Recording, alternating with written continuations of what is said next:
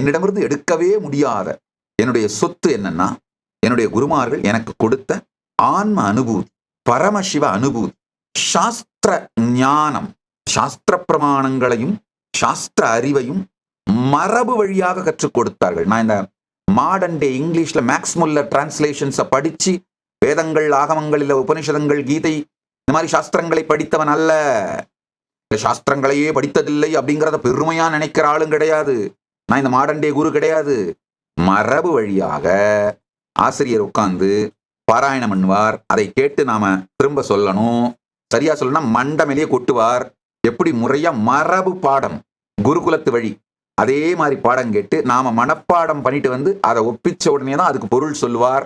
அந்த மாதிரி மரபு வழி பாடம் கேட்டு வளர்ந்தவன்.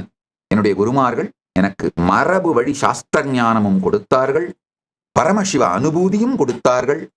இத ரெண்டையும் மற்றவங்களுக்கு கொடுக்கிறதுக்கான அறிவையும் ஞானத்தையும் சக்தியையும் கொடுத்தார்கள். அந்த தீட்சைகள், சம்பிரதாய பரிபாலனம், இது எல்லாத்தையும் கொடுத்தார்கள். இதெல்லாம் யாரும் எங்கிட்ட இருந்து எடுக்க முடியாது. அதனால அந்த திருப்பணியை தொடர்ந்து செய்து கொண்டே இருக்கின்றேன். கைலாசவாசியாக இப்போதே பதிவு செய்யுங்கள்.